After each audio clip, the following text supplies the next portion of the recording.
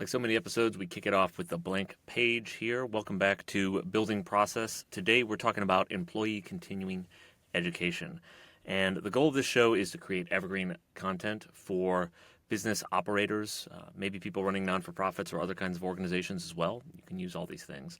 And the purpose is, in a fast-changing world where the tools and the tech are moving beneath our feet very quickly, there's enduring processes that we can build that'll be, as I use the phrase a lot, evergreen in regards to their usability. And we have to make decisions about what to do.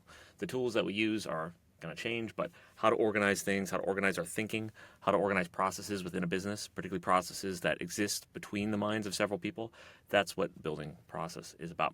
And today we're talking about one of my favorite topics, which is an employee continuing education.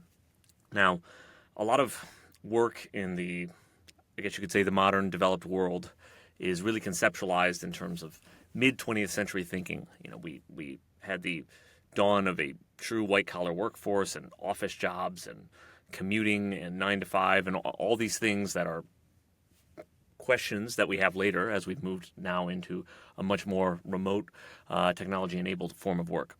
I actually think continuing education is one of the biggest changes, and it gets less attention just because people don't really recognize it as such. So in the middle of the century, giving your employees proper continuing education would have meant a lot. It would have meant a lot of material for them to study and obtain, and maybe even work with teachers, work in a university context. It would have been high cost. It would have been high involvement for time. It wouldn't have been available whenever they want it. And now all those things have flipped on their head. And continuing education is so available, it's almost underutilized. Actually, it's definitely underutilized. We have so many opportunities now with online courses and the tons and tons of creators that are out there. And really this comes down to robust video content and a method for distribution. So we've got distribution all over the world of anything we want to see, and that allows us to really niche down on different kinds of content. So I think employee continuing education is huge. When I used to work in the corporate world, this was one of the first things I looked at was what is the continuing education budget, and I would immediately plan out some things I wanted to learn and try and get those approved by my manager. So I hope you take this seriously as a lever you can use in your business, and if you develop the right system, this can be one of those great things that you have working in the background for very low cost and improving your workforce under you as you go. And in many cases, they may even choose to learn things that are less directly associated with the job. Maybe they have some relevance, some bearing. Usually it has to have some kind of overlap. But you're also making happier employees. You're making people who are growth-oriented. You're actually even able to use it as a test to see who really is growth-oriented and who is going to appreciate these opportunities. So with all that said, I just want to emphasize that continuing education is a very valuable tool in the toolkit, and I recommend not ignoring it. So let's move away from the blank page here. We're going to head over to Claude, and I'm going to take a look at the question between familiarity and mastery. These are the two categories I want to talk about today in employee continuing education. So I'm going to have Claude generate this for us, and we're going to take a look at what kind of definitions it comes up with and see how close it is to where I think these definitions should be for our process. So here's the prompt I had. I need some definitions in regard to employee continuing education. They are 1, familiarity, and 2, mastery. These are two possible end states of our employee continuing education program, so I want to have them defined in that context. Let's see what Claude has to say here. All right, so I think Claude has done a pretty good job of defining these two as I would have thought about it. So for 1, for familiarity, we have an employee has achieved familiarity when they possess working knowledge of a subject sufficient to understand its basic concepts, terminology, and applications. I'm not going to read the whole definition there, but I think that's correct. We're talking about exposure to something. The basic idea, getting you above average in your knowledge of this so that you can speak to it at some basic level of sophistication. Mastery, let's see what it says here. An employee has achieved mastery when they possess comprehensive expert-level knowledge and the ability to independently apply, adapt, and innovate within a subject area. At this level, the employee can execute complex tasks without supervision, troubleshoot novel problems, teach others, and make strategic decisions based on deep understanding. I won't read the rest of it there. But I think those are both really good examples here. And what I want to do is see what Claude will come up with in terms of examples of different kinds of trainings and different kinds of roles where either familiarity or mastery might be required. And then we'll just talk about this dichotomy and the way I see it before we get to the flow portion. All right, so my prompt here is, for each definition, can you give a list of 5 roles and an example training that would make sense to develop either level of comprehension? Hopefully you can figure out what I'm talking about there. That's not the easiest question to figure out. Let's see what it says. Okay, this is great. It figured out what I was asking for, so that's really good. So under familiarity, we have marketing manager, training on data privacy regulations. So a marketing manager might need to know these, but it's not core to what they're doing, right? So that's basically what they're saying. Sales representative, training on product development lifecycle. Once again, salespeople are not involved in product development directly, but they should at least know, be able to speak to it. I think this is a great example. Human resources generalist, training on financial statement analysis. It's good for them to understand basic business performance metrics, some of the decisions they're going to be making, some of the conversations they're going to be having with employees. These are things that they will have to speak to. Software developer, training on UX and design principles. That's great. That's horizontal knowledge. That's someone else they work with in their department. They don't need to be the expert, but it's good for them to know a few of these things. Operations manager, training on cybersecurity fundamentals. This one I might actually suggest that operations manager should probably have a little bit more than just familiarity. I think that's just becoming a bigger and bigger reality of the risk vector of almost every business right now. But this is still a pretty good list here. I applaud Claude for that. Let's see what they have in mastery. Financial analyst, training on advanced Excel and financial modeling. Excel training is probably one of the Excel or Google Sheets, whatever you use, is probably one of the number one categories of mastery, where your incremental gains in that area are just beneficial always. And so that's something we'll talk about a little bit as we develop the flow and some of the examples here. Customer success manager, training on conflict resolution and customer relationship management. Once again, core to their job, right? So that means they don't need to do the basic seminar on it. They want to keep developing, growing. This is what they do. Quality assurance engineer, training on automated testing frameworks and methodologies. Core to their job. Once again, if you're not involving some kind of automated testing strategy, it's not to say that you won't have a job, but you're certainly not going to be at the top of the heap for someone who's growing and developing there. Project manager, training on agile project management methodologies, Scrum and Kanban. Yeah, once again, when something is core to your competency, you want to develop a level of mastery where you can speak to that at a greater degree than anyone else in the business, anyone else in the org, right? So that's what we're talking about. Your project manager should know more about Scrum and Kanban than the human resources manager, for instance. And we have content writer, training on SEO strategy and content optimization. Yep, love that one. That's classic, core to what they're doing. Right, so we're going to talk about these different flows. In our flow, we're going to have both the question of when do we use familiarity and when do we use mastery, and then how do we create the different kind of incentives around it. That's probably where the real light bulb moment will come in, is I have a perspective on how you should deal with the familiarity question versus the mastery question and how you should actually create the cadence for that. So without too much further wait, let's head over to Lucidchart and take a look at the flow that we have in mind for this process. All right, so here is the flow we have put together. This is fairly simplified, and I do think there's more specificity we could add, but I'm going to give some more in the discussion track, and then what we're going to do, as we've always done in the last couple episodes at least, is take the transcript and then create a new process document out of that, so you'll get all the context in the process document as well. But what we want to do first is identify a topic. Now, this is also setting forth the fact that you have some kind of budget and some kind of process. My take on this would be start with a budget that allows employees to do maybe one thing a year that's supported by a platform like Coursera, right? So you're looking at a budget in maybe a couple $100 per year. That's what you're looking at. And you can even go less than that if you're doing Udemy courses, or you can even find some free courses that are available. I mean, you can really minimize that budget aspect of it, but we're not talking about a lot of money here. So set the budget criteria and then identify topics with the employees that they want to do. Sometimes these come down from on high, where you'll say, hey, we're going to need you to learn this, and you're going to need to get this certification or get this. In other cases, the employee may bring it to you. It's often synthesis, so it comes from multiple perspectives of something that might be good to do. And then what we want to do is ask the question about mastery. Does this require mastery? Now, we saw the examples that Claude gave us earlier, and what I want to talk about is on the no track, where it doesn't require mastery. This is just that familiarity question. Then we want to have a short seminar class or video. We want to get this out of the way quickly, right? So if I'm trying to give you an understanding of EPA regulations as a salesperson selling different kinds of chemicals into the market, then I want to get you the pretty short, high-level version of that. I need to test your comprehension. Were you actually paying attention? Did you actually ingest this material to some degree of competence? Not 100%, but enough to have actually taken in the material. And then if it's a recurring requirement, we're going to schedule that too.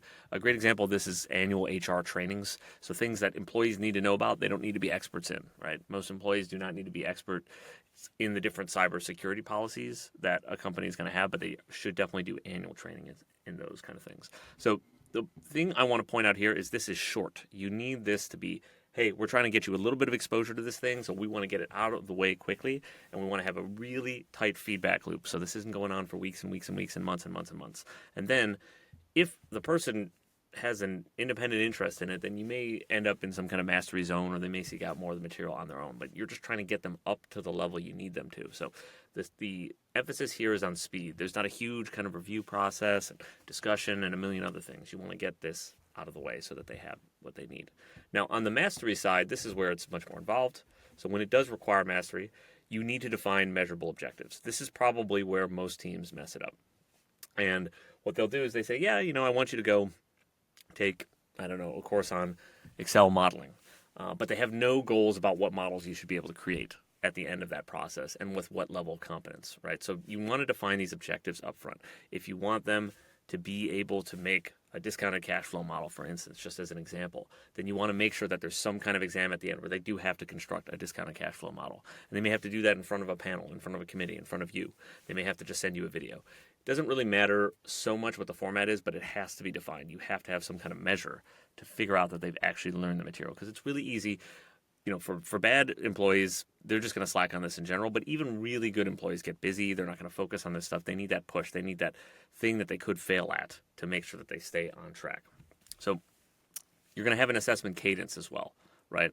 So whatever that is, maybe it's leading up to one assessment, but oftentimes, an example I gave earlier was Excel class or a Google Sheets class. In that situation, you're going to want to have frequent tests. So they've just done something on a certain set of formulas. You want to have now a test that tests those formulas. And a lot of the platforms that are doing online learning now actually have these built in. So it's just getting easier and easier to have these regular tests. But you want to see that the person is improving on a pretty tight level.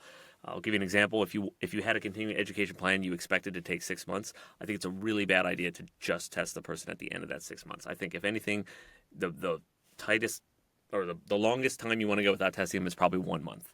And it's probably better if you're doing it every week, every 2 weeks. And that gets them in the habit of doing it, forces them, make sure they don't procrastinate, make sure they don't get all the way to the end of it.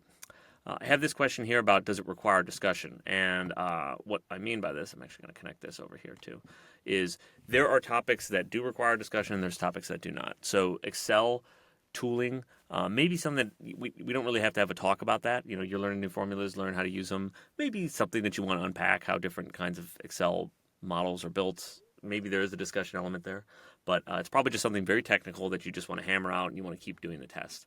But in the case of something that does require discussion, I'm doing a economics 101 class with someone in my operations team right now. And that's a very discussion-oriented class, because I don't just want him thinking about trivial examples.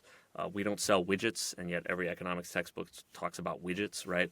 I want him to think about examples in our business, right? So when we're talking about scarcity of resources, when we're talking about things like the elasticity of supply or demand, what is that in relation to our business? So I want to make sure he can apply those topics in our business. And there's not really a quiz written for that at the moment, so we do a discussion cadence. And this is a really good time, actually. I really enjoy it. Not only is it fun to dive into these topics with an employee, but it's also great to get back to basics and talk about those things in our own business.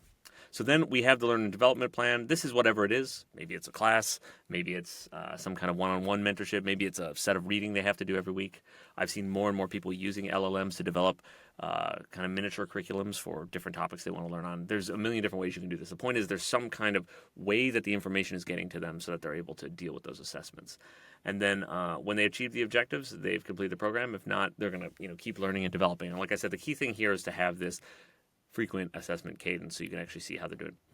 I didn't talk about any of the cases where an employee fails to do this, but in a situation where they're really not making progress, option one is assess where you may have set the bar too high or set it at the wrong targets or not really even giving them the right space or material to do what they need to do.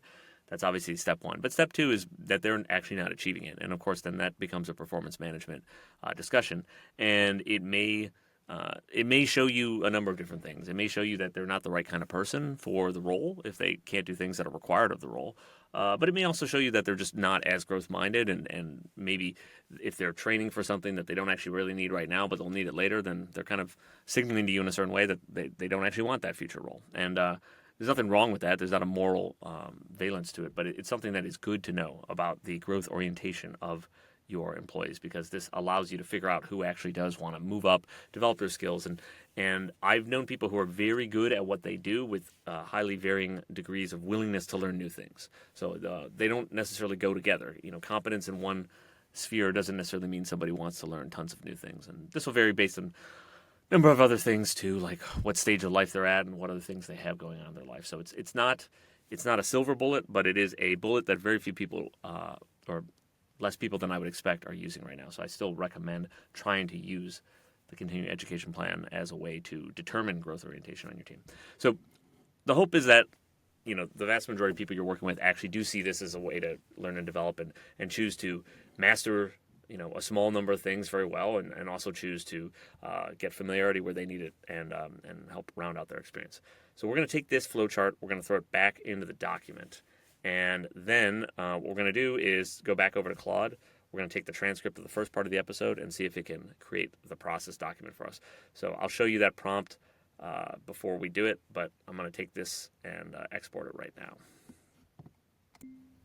All right, so we're back over here in our same Claude prompt. And what I've done is I've uploaded the transcript from the first part of the episode, and then I also have the flowchart here. And what I've asked Claude is I'm recording an episode of the Building Process podcast and screencast. I just recorded the first part in which we discussed employee continuing education.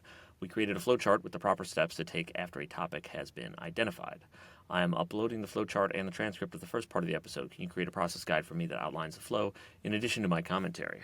You can also use the information you have already discussed on familiarity and mastery to add commentary. So taking a little bit of what it's already done, and it of course it will hear after it reads the transcript some of those things I said in the first part of the episode. So let's see what it comes up with. Last week it did a pretty nice process guide for us. So this is pretty interesting. Claude spent a lot of time here creating a docx, which was pretty nice. It did a good job, but obviously not necessary. I really just needed the text here. So it's just a good reminder that you got to be careful what you ask for, because it spent a lot of time just generating out this file as opposed to just giving me the copyable version over here. But let's take a look over here, because this is the one I'm going to be copying over to the document. So I think it's done a really good job of talking about the different learning outcomes, and it used its own examples from the list, which I really like. So it still had the example that I claimed was not entirely a good one, but that's okay. I mean, it was basically copying that from earlier, and I did mention that too. So it has the mastery example too, and talks about determination of mastery, and then lists out the steps here. So this is really good. Talks about measurable objectives. Yeah, this is good because it took it from its examples earlier. And then, yeah, on the training formats, it's really good. Really just interprets the steps pretty well, and then adds a lot of color from my commentary. So I think, per usual, both Claude and ChatGPT have been doing a really good job just taking the transcripts and developing a pretty good program for it. I also like that they had my notes on addressing non-performance. So this wasn't in the flowchart at all, but they took all the performance management aspects and put it down here. So that is the nice addendum that I would give to a manager if I was giving him that chart and say, hey, by the way, here's the process in text, and the highlighted part would be the non-performance aspect of it. But yeah, I think if I was tuning this down a little bit, I might tell him to tighten it up a little bit. I tend to find ChatGPT and Claude are a little too robust the first times through a draft, but I think they're easily able to slim things down and tighten it up a little bit. So that's probably what I would do. I'm not going to keep noodling with this all day. Just good to see that it pretty clearly interpreted exactly what I was asking for in terms of the process, and was able to embellish outside of the aspects of the flowchart as well. So I'm going to take this, copy it into our document, which I'm then going to share with the show notes, as I always do. And thank you. This is a topic I really, really care about. I hope that came across earlier on in the episode. The purpose of Building Process is to create evergreen content. And what I'm hoping for, it's hard to tell with this kind of thing, but 5, 10, 15 years from now, that these will still be good lessons that people who are managing organizations and businesses need to understand. Now, the tool set will have changed massively, and some of the steps, some of the parts of the process will have changed massively, but the decisions about how you do things when working with groups of people and trying to organize and align people, my hope is that remains evergreen. And so that's why I've chosen this as a specifically platform agnostic approach to this question of building process and thinking about process and operations in your business. If this is something that interests you, then obviously subscribe, buildingprocess.substack.com, and then youtube.com/@buildingprocess. And I post these out on Twitter. I'm sharing a lot of just different kind of operational strategy notes and other things that I'm focused on, trying to get more into speaking to this question of how do we do things in a business or organization, and using building process as just a launching pad for me to have these discussions and really think about it, how I'm doing it, how I'm curating, how I'm managing in my own organization. And my hope is, as people come to me in mentorship or in different capacities, people from my alumni network, to ask me questions, I want to just be able to hand them episodes, either video or audio, and say, hey, here's a way that I would think about dealing with this particular problem. And so I'm trying to do an expansive surface area problem. So there's an endless number of these, endless number of things that we have to think about in terms of how we build it out, how we build out the system, and how we manage the process. So interested in your feedback for what kind of things we could add to the list. But I got a couple interesting ones coming up, and I'm going to do a couple more where I discuss broad topics. So I want to discuss Hamilton Helmer's process power pretty soon, and how we think about that, and what kind of businesses have that, and what kind of businesses use that approach to gain power in the market.